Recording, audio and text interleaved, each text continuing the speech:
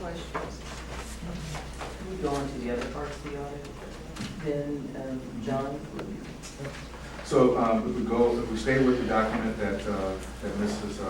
Rucker just finished on the page 1 of 7, item number 3, which is on page 3 of 7, deals with this title 2011-RPT-003, allowable cost principles. The short description of this is that with our Title I and Title II grants, we have to record the time that individuals are working, in implementing those grants. And we have to submit those timesheets on forms. And there's been, what the auditor's office found is that there are several different issues where somebody may have submitted the wrong form, or they may have submitted the time and had to make adjustments to their time sheet and didn't get the proper approval once it was adjusted, or didn't get the proper sign off once it was adjusted. So there are just a number of different small findings like that are essentially in 3 different categories, and so our corrective action plan to deal with that was to increase our procedures and enhancing our procedures to comply with the recommendations by the Auditor of State. And I'm going to ask Jill Dana Miller if there's anything else you'd like to add to that description. Yeah, one of the changes we have in place this year is that expenditure corrections are made monthly. And when the expenditure correction is made for somebody's pay, moving them from one grant to another, or from general fund to a grant, or the other way, the time and effort form for, let's say they had been paid incorrectly for 3 months, we create new time and effort forms for each of those 3 months, and all forms get sent to the employees so they sign off on the corrected forms and then send those back to the treasurer's office for our record keeping. So that was one of the changes we made this year. Make sure it's more timely, more accurately reflecting signatures from the employees. Any questions on that before I go to the next one? The next one is on page 4 of 7, and it's title 2011 RPT-004, Title I eligibility school allocations. And again, the shorter description of this is that our schools receive Title I dollars, and at the end of the year, my understanding, and Jill help me out on this, is that the federal government expects us to spend those dollars down to the last penny. And so if there's anything left over, we might receive a finding as a result of that. Yeah, that's the issue. Is sometimes we have a few schools that overspend. We've been decreasing that with each audit. I think we're down to 4 this past year. And then some schools that underspend. The majority of funds that they receive for Title I go to support salaries for supplemental staff, but they do have some left over that they can use for materials, supplies, professional development, and things like that. So it's up to the schools really to make the decisions to spend those the best way that supports their school improvement plan and school reform efforts. But sometimes not all of those funds get spent, so that's one of the findings here. The overspent issue actually is pretty closely connected to the time and effort issue, where salaries are not adjusted appropriately until the schools overspend.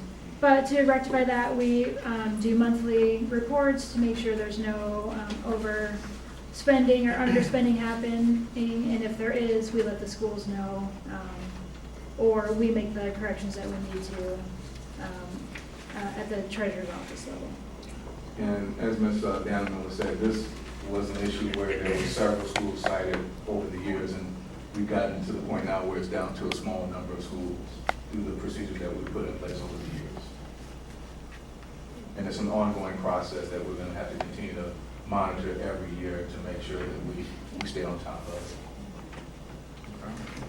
Okay. The next item is on page 5 of 7, 2011 RPT-005, supplemental education services. And because of the complexity with this one, I'm just going to ask Mrs. Hackett if she would go ahead and provide us the update on this one.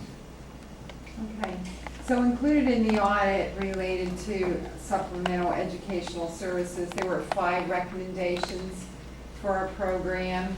And we can say that through our corrective action plan, we implemented all of the recommendations that were made, with the exception of the finger scan, the electronic finger scan that was recommended when we investigated whether or not that was a good purchase for the district. We found that some of the providers had made that investment, and we found that the technology was unreliable, and so we did not proceed with purchasing finger scans for our school providers. But all other recommendations were implemented. And if I may, Madam Chair, I'd like to ask a question. So with the waiver that the State Department received from the federal government, how does that impact this program? We will not continue with supplemental educational service tutoring at the district level. Our dollars will be used for intervention. It's supporting our schools in different ways, but not through SES tutoring. So a lot of the issues related to this functionality in the district will no longer be an issue because of that waiver received that the state received from the federal government. I have a question. SES funds will still be available, but we just decided that we won't be utilizing it for tutoring, maybe for other, I think you indicated. Other intervention. Other types of intervention. The funds will be Yeah. available, but they won't be, as they are right now, they are designated, specifically designated for SES. So there will no longer be a specific designation. If we chose to, continue at SES tutoring or allocate some funds to others, we could do that. But we've decided that it's going to be better spent to use on intervention. We know we're going to have focused intervention. We know we're going to have the 3rd grade reading guarantee, focus on intervention, that's right, and uplifting our kids, that's right, accelerating. Can other entities out there come and get our children for their own tutorial programs like they do? If they have outside grants or outside money, there may be programs out there that are available in the community, but not through Columbus City Schools. Good. Any other I information? believe that was the last item in the list there. Very good.